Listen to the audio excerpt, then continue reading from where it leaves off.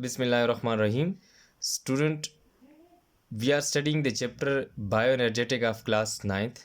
Today, the topic of our lecture is comparison between photosynthesis and respiration. Before moving toward this topic, I would like to repeat our last lecture that was about the aerobic respiration.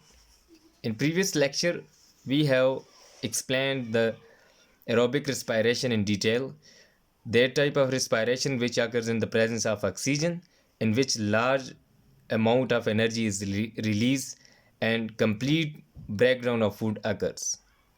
Then we have discussed the three phases of aerobic respiration. One was glycolysis, in which glucose molecule break down into pyruvic acid, and then we have discussed the Krebs cycle, in which pyruvic acid before entering into Krebs cycle is converted into acetyl coenzyme A, which undergoes into a series of reaction in Krebs cycles. At the result of this reaction, 2 ATP and carbon dioxide molecules are formed. Then we have discussed the electron transport chain, in which oxidation of coenzyme NADH and FADH occurs. Electrons goes through an electron carrier called cytochrome. And then we have discussed energy production in a whole aerobic respiration. Their total 38 ATP are produced as a result of aerobic respiration. Out of 38, only 2 is used in glycolysis to transport coacetyl enzyme A into Krebs cycle, and then the remaining 36 ATP are the net gain of one glucose molecule breakdown.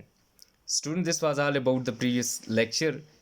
Now come towards the today lecture, which is about comparison between photosynthesis and respiration.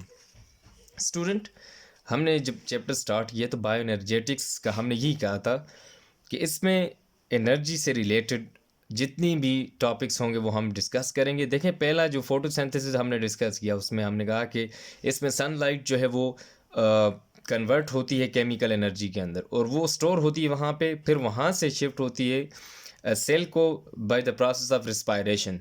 और ये जब खुराक वो food बनती है और फिर वो रिस्पायरेशन की तरफ आती है सेल के अंदर, तो वहाँ जो सेल रिस्पायरेशन करता है उसके रिजल्ट में एनर्जी रिलीज़ होती है. वो energy in the form of ATP release होती है. फिर उसको डिफरेंट लिविंग ऑर्गेनिज्म जो है डिफरेंट पर्पसेस के लिए यूज़ करते हैं. तो ये जो दो फोटोसिंथेसिस और रिस्पायरेशन के प्रोसेस हैं, ये वाइटल प्रोसेस हैं. यानी कि अगर ज़िंदगी में इनमें से दोनों में से एक भी अगर ना हो तो लाइफ ऑटोमेटिकली स्टॉप हो जाएगी. अब देखें, रिस्पायरेशन के लिए फूड का होना ज़रूरी है, और फूड कहाँ से आएगी? फोटोसिंथेसिस से आएगी. तो हम डायरेक्ट फूड को यूज़ नहीं कर सकते, यानी कि उसमें रिस्पायरेशन होगी तो तब हम उस फूड से एनर्जी ले सकेंगे. या इसी तरह फोटोसिंथेसिस उसकी अपनी इंपॉर्टेंस है, रिस्पायरेशन की अपनी इंपॉर्टेंस है. तो ये दोनों जो है लाइफ के लिए बहुत इंपॉर्टेंट है. अगर इनमें से एक भी मिसिंग हो जाए तो लाइफ ऑटोमेटिकली विल स्टॉप. आपकी जो लाइफ है वो स्टॉप हो जाएगी. अच्छा, अब देखते हैं इनका कंपैरिजन. लेफ्ट साइड पे फोटोसिंथेसिस का कॉलम बनाया है मैंने, और इस साइड पे रिस्पायरेशन का. अब देखते हैं. Photosynthesis is energy storing process. Photosynthesis का हमारे पास जो प्रोसेस है ये एनर्जी स्टोरिंग प्रोसेस है, इसमें एनर्जी स्टोर होती है.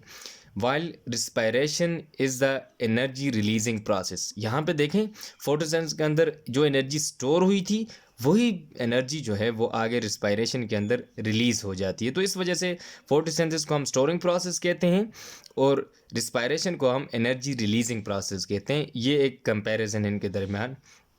अब दूसरा कंपैरिजन देखते हैं. Sunlight is trapped by the chlorophyll and converted into chemical energy. कहते हैं फोटोसिंथेसिस के अंदर जो सनलाइट होती है वो क्लोरोफिल जो है वो उसको ट्रैप करता है और कन्वर्ट कर देता है केमिकल एनर्जी के अंदर. यानी कि सनलाइट उसने एब्जॉर्ब की और उसी सनलाइट को फिर आगे केमिकल एनर्जी के अंदर कन्वर्ट कर देता है. While respiration stored energy of food is release for cellular activities. कहते हैं जबकि रिस्पायरेशन जो है हमारे पास वो stored energy of food molecule जो है उसको रिलीज़ करता है. यहाँ पे जो एनर्जी स्टोर की थी केमिकल फॉर्म में, किस में? फूड में. और वही फूड जब आगे रिस्पायरेशन के अंदर यूटिलाइज होती है तो उससे एनर्जी रिलीज़ करवाता है कौन? रिस्पायरेशन. और वही एनर्जी फिर जो है वो सेलुलर एक्टिविटीज़ के लिए सेल यूज़ करता है. ये दूसरा कंपैरिजन था इन दो के दरमियान. अब नेक्स्ट को देखते हैं. Carbon dioxide plus water are raw material and glucose plus oxygen are the product in photosynthesis. कहता है फोटोसिंथेसिस के अंदर कार्बन डाइऑक्साइड और वाटर जो है रॉ मटेरियल के तौर पे रिएक्ट करते हैं, जबकि ग्लूकोज और ऑक्सीजन जो है वो इनके प्रोडक्ट हैं फोटोसिंथेसिस के अंदर। अब रिस्पायरेशन जो है इसके अंदर देखते हैं कौन से रॉ मटेरियल हैं और कौन से प्रोडक्ट हैं या रिएक्टेंट और प्रोडक्ट को देखते हैं। कहते हैं ग्लूकोज प्लस ऑक्सीजन, जो इधर हमारे पास प्रोडक्ट थे फोटोसिंथेसिस के अंदर वो इधर जो है वो रॉ मटेरियल के तौर पे यूज़ होते हैं, यानी रिएक्टेंट हैं। और जो उधर प्रोडक्ट थे इधर रिएक्टेंट, और वो जो उधर रॉ मटेरियल या रिएक्टेंट थे यहाँ पे प्रोडक्ट बन जाते हैं। यानी कि फोटोसिंथेसिस और रिस्पायरेशन जो है ये दोनों एक दूसरे के अपोजिट प्रोसेस हैं। यानी कि इधर जो चीज़ रॉ मटेरियल थी वहाँ पे वो प्रोडक्ट बन गई, इधर जो प्रोडक्ट थी वहाँ पे वो रिएक्टेंट बन गई। ये इनका तीसरा कंपैरिजन था। अब नेक्स्ट जो इनका कंपैरिजन देखते हैं, oxygen is liberated as a by product.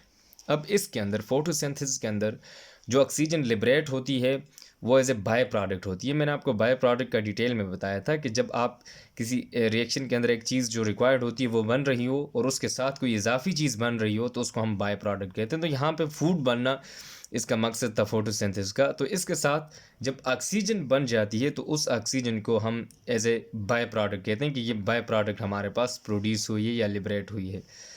जबकि रिस्पायरेशन के अंदर ऑक्सीजन को देखते हैं, oxygen is required in aerobic respiration. जबकि रिस्पायरेशन के अंदर ऑक्सीजन एरोबिक रिस्पायरेशन के लिए ज़रूरी होती है, यहाँ चाहिए होती है, क्योंकि देखें ये बेसिकली रिस्पायरेशन हमारे पास एक बर्निंग प्रोसेस होता है जिसमें खुराक जो है वो बर्न होती है। तो बर्न हमेशा in the presence of, burning वाला प्रोसेस जो होता है वो in the presence of oxygen होता है। ग्लूकोज की ब्रेक डाउन ऑक्सीजन की प्रेजेंस में हो सकती है, इसके अलावा नहीं हो सकती।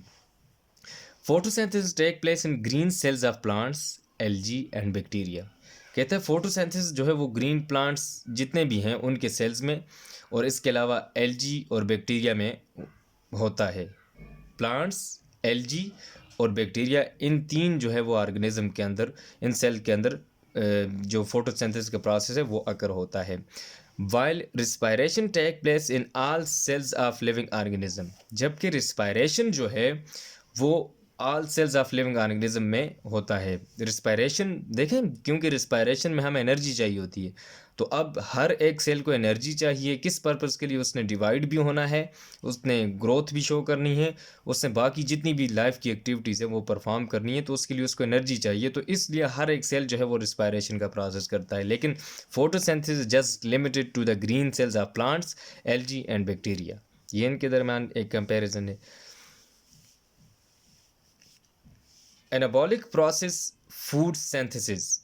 कहता है फोटोसिंथेसिस हमारे पास एक एनाबॉलिक प्रोसेस है जिसमें फूड सिंथेसिस होती है। हमने जब मेटाबॉलिज्म को पढ़ा था उसमें मैंने बताया था मेटाबॉलिज्म हमारे पास दो तरह की होती है, एक एनाबॉलिज्म और दूसरी जो है वो कैटाबॉलिज्म। उसकी दो टाइप्स हैं। एनाबॉलिज्म के अंदर किसी चीज़ का बनना, तो ये फोटोसिंथेसिस के अंदर चूंकि खुराक बनती है तो इस वजह से इसको हम कहते हैं एनाबॉलिक प्रोसेस, कि इसके अंदर फूड सिंथेसिस हो रही है। जबकि रिस्पायरेशन हमारे पास एक डिस्ट्रक्टिव प्रोसेस है जिसमें कोई चीज़ टूट रही है, इस वजह से इसको हम कहते हैं respiration is catabolic process and release energy. इसके अंदर फूड मॉलिक्यूल जो होते हैं वो ब्रेक डाउन होते हैं इनटू सिंपलर वन और उसके साथ वो एनर्जी रिलीज़ करते हैं, तो इस वजह से इसको हम कैटाबॉलिक प्रोसेस कहते हैं। एक तरफ पे फोटोसिंथेसिस वाला एनाबॉलिक आ गई जिसमें कोई चीज़ बन रही है और वही चीज़ रिस्पायरेशन के अंदर जाकर ब्रेक हो रही है, तो उसको हम कैटाबॉलिक प्रोसेस कहते हैं। ये इनके दरमियान डिफरेंसेस थे। नेक्स्ट देखते हैं कि इनके दरमियान और कौन से डिफरेंसेस हैं। अच्छा, photosynthesis, due to photosynthesis plant body take or gain weight. कहता है फोटोसिंथेसिस की वजह से प्लांट बॉडी जो है वो अपना वेट गेन करती है, यानी कि उसका जो वेट, वज़न जो होता है उसमें इजाफा होता है, वो ज़्यादा होता है।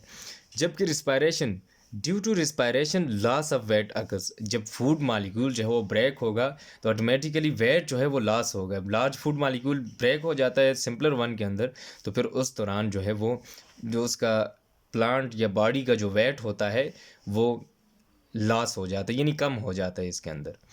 इसके बाद नेक्स्ट जो हमारे पास कंपैरिजन है, it occurs only in day time when sunlight is available. कहता है जो फोटोसिंथेसिस का प्रोसेस है वो डे टाइम में होता है जब सनलाइट अवेलेबल होती है, और यही सनलाइट जो होती है इज़ नेसेसरी फॉर फोटोसिंथेसिस, और ये सनलाइट फोटोसिंथेसिस के लिए नेसेसरी होती है। अगर फोटोसिंथेसिस जब सनलाइट ना हो तो फोटोसिंथेसिस नहीं हो सकती, क्योंकि लाइट इसमें आगे फिर हमने दो रिएक्शन जो डिस्कस किए थे, एक लाइट रिएक्शन और एक डार्क रिएक्शन। तो लाइट रिएक्शन के लिए आपको ये जो फोर प्लांट्स जो हैं उनको सनलाइट रिक्वायर्ड होती है। अगर वो ना हो तो फिर लाइट रिएक्शन नहीं होगा, और फिर लाइट रिएक्शन ना हो तो फिर डार्क रिएक्शन किधर से होगा।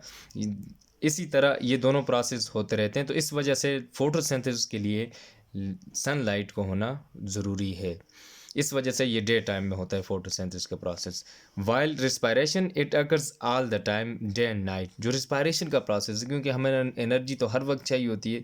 हमारे सेल जो हैं वो ग्रोथ भी कर रहे होते हैं, डिवीजन भी कर रहे होते हैं, सारी उनके अंदर जो यानी कि चेंजेस वगैरह जितनी भी प्रॉस्पेक्टिस जो उनके अंदर है, चेंजेस जो भी चीज़ है वो उनके अंदर जब हो रही है तो उनको एनर्जी की ज़रूरत होती है। तो इस वजह से ये ना रात देखता है और ना दिन देखता है, हर वक्त ये रिस्पायरेशन का प्रोसेस लगा रहता है हमारी बॉडी के अंदर। Does not require light energy, तो इसको लाइट एनर्जी की ऐसा ज़रूरत नहीं होती, तो ये उसके बगैर भी हो सकता है सनलाइट, ये रिस्पायरेशन का प्रोसेस जो है। तो इस वजह से सनलाइट का रिस्पायरेशन के अंदर कोई भी रोल नहीं है, जबकि फोटोसिंथेसिस के लिए वो नेसेसरी होती है, जहाँ पे वही सनलाइट जो है वो केमिकल एनर्जी के अंदर स्टोर हो जाती है या कन्वर्ट हो जाती है। स्टूडेंट, ये था हमारा comparison between photosynthesis and respiration. ये हमारा ये जो चैप्टर था बायोएनर्जेटिक्स वाला, ये आज ख़त्म हो गया है। इसमें ये लास्ट टॉपिक था हमारा, comparison between photosynthesis and respiration. तो इसके बाद हम एक्सरसाइज को देखते हैं कि एक्सरसाइज के जो MCQs हैं आज वही डिस्कस करेंगे। फिर इंशाल्लाह नेक्स्ट लेक्चर के अंदर हम शॉर्ट क्वेश्चन आंसर जो हैं उनको देखेंगे। एक्सरसाइज पेज 145 के ऊपर बायोएनर्जेटिक्स वाला चैप्टर है। Encircle the best suitable answer, कहता है कि जो बेस्ट सूटेबल आंसर है उसको इनसर्कल करें। पहला MCQ हमारे पास, the site of the cell for the dark reaction is, कहता है डार्क रिएक्शन के लिए कौन सी साइट है सेल की, mitochondria, ribosomes, grana of chloroplast या स्ट्रोमा ऑफ क्लोरोप्लास्ट। तो याद रखें, जब मैंने आपको डार्क रिएक्शन पढ़ाया था तो उसमें मैंने आपको ये बताया था कि ये किधर अकर होता है। डार्क रिएक्शन हमेशा स्ट्रोमा ऑफ क्लोरोप्लास्ट में होता है। तो इसमें डी ऑप्शन करेक्ट है, इसको इनसर्कल कर दें। डी वाला जो ऑप्शन है कि डार्क रिएक्शन का जो साइट है क्लोरोप्लास्ट, स्ट्रोमा ऑफ क्लोरोप्लास्ट है। क्लियर हो गया ये माइटोकॉन्ड्रिया, राइबोसोम्स और ग्रेना ऑफ क्लोरोप्लास्ट ये नहीं है, बल्कि स्ट्रोमा ऑफ क्लोरोप्लास्ट है। दूसरा MCQ से हमारे पास, the organism responsible for trapping light energy are, कहते हैं ऐसे ऑर्गेनिज्म जो लाइट एनर्जी को ट्रैपिंग करने के लिए रिस्पॉन्सिबल हों वो कौन से हैं। इनमें से देखें, प्लांट्स, बिल्कुल प्लांट्स भी करते हैं, एलजी भी ट्रैप करते हैं, फंजाई नहीं कर सकते, जबकि फोटोसिंथेटिक ऑर्गेनिज्म, ये तीन ऑप्शंस हमारे पास ठीक हैं कि प्लांट्स, एलजी और फोटोसिंथेटिक ऑर्गेनिज्म। अब इनमें से देखेंगे, अब प्लांट्स को अगर टिक करते हैं तो एलजी रह जाएगा, फिर अगर एलजी को करते हैं तो प्लांट्स रह जाएगा। तो इस वजह से फोटोसिंथेटिक ऑर्गेनिज्म इनमें प्लांट्स भी आ जाते हैं और एलजी भी आ जाते हैं, और इसी तरह बैक्टीरिया वगैरह जो भी है वो भी आते हैं। इसमें सी वाला जो ऑप्शन है ये करेक्ट ऑप्शन है हमारे पास। तीसरा MCQs है, फोटोसिंथेसिस टेक प्लेस इन, कहते हैं फोटोसिंथेसिस कौन सी जगह पे होता है, मीजोफिल सेल्स के अंदर, गार्ड सेल्स के अंदर, फ्लोएम सेल्स के अंदर या ऑल ऑफ द अबव्स। तो मीजोफिल सेल जो हैं वो हमारे पास करेक्ट ऑप्शन है इसका, क्योंकि मीजोफिल सेल जो है इन्हीं के अंदर फोटोसिंथेसिस का प्रोसेस होता है। फ्लोएम का काम होता है वो फूड को कैरी करना, गार्ड सेल जो है ओपनिंग ऑफ स्टोमेटा में है जो है वो हेल्प करते हैं वो। तो ऑल ऑफ द अबव जो है ये फॉल्स है, बल्कि ए वाला जो ऑप्शन है ये हमारे पास करेक्ट ऑप्शन है। नेक्स्ट MCQs है, one of the following is not a limiting factor for enzyme in photosynthesis. ये MCQs हमारे कोर्स में नहीं, क्योंकि स्मार्ट स्कीम ऑफ स्टडी के मुताबिक हमने ये लिमिटिंग फैक्टर वाला नहीं पढ़ा। बहरहाल इसमें तीन जो है वो लिमिटिंग फैक्टर के तौर पर एक्ट करते हैं, कार्बन डाइऑक्साइड कंसनट्रेशन, टेम्परेचर और लाइट इंटेंसिटी। तो कहते हैं इसमें से कौन सा लिमिटिंग फैक्टर नहीं, तो ये पिगमेंट जो है ये लिमिटिंग फैक्टर नहीं है। अच्छा, वैसे एक ही MCQs है जो हमारे सिलेबस में नहीं है, बहरहाल इसको हम कर लेते हैं क्योंकि एक ही MCQs है। तो ये हमारे उसमें जो स्मार्ट स्कीम ऑफ स्टडी है उसके मुताबिक ये MCQ जो है एक्सक्लूड किया गया है। इसमें जो करेक्ट ऑप्शन है वो पिगमेंट है। अच्छा, नेक्स्ट MCQs है, one of the following pair of light colour is important for photosynthesis. जब हम फोटोसिंथेसिस डिस्कस कर रहे थे तो उसमें एक पेयर हमने डिस्कस किया था लाइट का, कि कौन दो लाइट जो हैं वो रिस्पॉन्सिबल या इम्पोर्टेंट होती हैं फोटोसिंथेसिस के लिए, कौन कौन सी। पहला ऑप्शन देखते हैं, ग्रीन एंड येलो, नहीं ये फाल है। फिर इसके बाद B, yellow and orange, orange, ये भी फॉल्स है। फिर इसके बाद सी जो है ग्रीन एंड ऑरेंज, ये भी फॉल्स है। रेड एंड ब्लू, ये वाला करेक्ट ऑप्शन है। रेड और ब्लू जो है ये इंपॉर्टेंट होता है फोटोसिंथेसिस के लिए। इसके बाद नेक्स्ट जो MCQs है, one of the following may not be required for respiration. कहते हैं इनमें से कौन सा रिस्पायरेशन के लिए रिक्वायर्ड नहीं होता, नहीं हो सकता। ऑक्सीजन, देखें ऑक्सीजन होगी तो तब रिस्पायरेशन होगी। फिर फूड मालिक्यूल होगा, जो ग्लूकोज होता है ये हमारे पास फूड मालिक्यूल ही होता है और इस ही की ब्रेक डाउन होती है, तो लिहाजा फूड मालिक्यूल जो है ये रिक्वायर्ड होता है। ये वाला फॉल्स ऑप्शन है। फिर इसके बाद सी वाला जो है एंजाइम्स भी रिक्वायर्ड होते हैं, एंजाइम्स के बगैर रिस्पायरेशन नहीं हो सकती, जबकि कार्बन डाइऑक्साइड रिक्वायर्ड नहीं होती। डी वाला जो ऑप्शन है ये करेक्ट ऑप्शन है, क्योंकि कार्बन डाइऑक्साइड रिस्पायरेशन के अंदर जो है वो बन रही होती है, इसके अंदर रिक्वायर्ड नहीं होती। तो इस वजह से ये वाला जो ऑप्शन है, डी वाला ऑप्शन, जिसको कार्बन डाइऑक्साइड है, तो ये रिक्वायर्ड नहीं होता रिस्पायरेशन के लिए, ये करेक्ट ऑप्शन है। In the structure of ATP, adenosine triphosphate, the three phosphate groups are linked to। कहता है ATP स्ट्रक्चर जो है उसमें 3 फास्फेट ग्रुप जो हैं वो किसके साथ लिंक्ड हुए होते हैं। मैंने आपको स्ट्रक्चर ड्रा करके बताई थी। एक साइड पे ATP 3 फास्फेट ग्रुप, फिर राइबोज, और राइबोज की फर्स्ट कार्बन के ऊपर मैंने आपको एडिनिन जो नाइट्रोजनस बेस उसको बताया था। तो इसमें जो राइबोज शुगर के फास्फेट ग्रुप होते हैं वो राइबोज शुगर के साथ अटैच होते हैं। एडिनिन जो है वो उसके राइट साइड पे आ जाती है, जबकि फास्फेट ग्रुप जो है वो राइबोज के लेफ़्ट साइड के ऊपर आते हैं। तो इस वजह से जो फास्फेट ग्रुप है वो हमेशा लिंक्ड होता है राइबोज के साथ, एडिनिन के साथ वो लिंक नहीं होता, ना ही ग्लूकोज और ना ही वाटर के साथ। इसमें करेक्ट ऑप्शन जो है वो ए वाला है, राइबोज। नेक्स्ट MCQs है, a car engine uses fuels for work to do. कहता है एक कार जो है उसका इंजन जो है वो फ्यूल को यूज़ करता है काम करने के लिए। To carry out functions a living cell uses. तो कहता है फंक्शन परफॉर्म करने के लिए एक लिविंग सेल किसको यूज़ करेगा, इलेक्ट्रिक पावर को, इलेक्ट्रिसिटी को, यानी कि तो हमारी बॉडी में तो इलेक्ट्रिसिटी कहीं भी नहीं यूज़ होती। जनरेटर, ना जनरेटर यूज़ होता है, और हीट एनर्जी, हम हीट एनर्जी को भी यूज़ नहीं करते, बल्कि ATP जो है वो हमारे पास बेस्ट ऑप्शन है, करेक्ट ऑप्शन है। तो ये वाला ATP, एडिनोसिन ट्राइफॉस्फेट, इसमें से एक मालिक्यूल जो है फास्फेट ग्रुप जो फास्फेट होता है वो डिटैच होता है, तो उस दौरान एनर्जी हमें मिलती है, तो वही एनर्जी हम यूटिलाइज़ करते हैं डिफरेंट फंक्शंस के लिए। तो जिस तरह कार के अंदर फ्यूल यूज़ होता है और लिविंग सेल के अंदर ATP यूज़ होती है, तो इसमें बेस्ट ऑप्शन जो है वो सी वाला ऑप्शन है।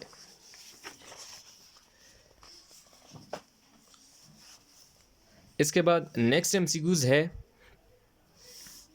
Inside a bacterial cell glycolysis occurs इन।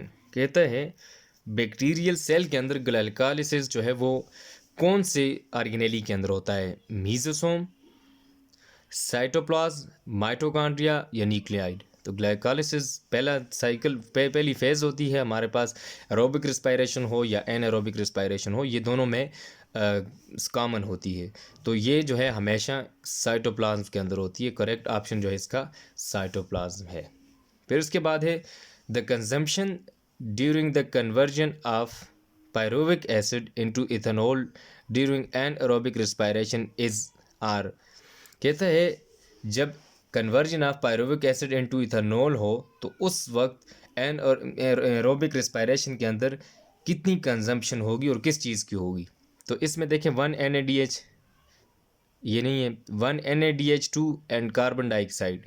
जब एक पायरुविक एसिड की अगर बात करें तो एक NADH उसमें से वो है यूटिलाइज होता है और 7 कार्बन डाइऑक्साइड, तो इसमें बी वाला जो ऑप्शन है ये करेक्ट है। अगर एक की बात करें तो 2 NADH, ये 2 के लिए, बल्कि उसके साथ कार्बन डाइऑक्साइड भी कंज्यूम होती है, वो भी उससे रिलीज़ होती है, तो इस वजह से बी वाला करेक्ट ऑप्शन है 1 NADH2 एंड कार्बन डाइऑक्साइड।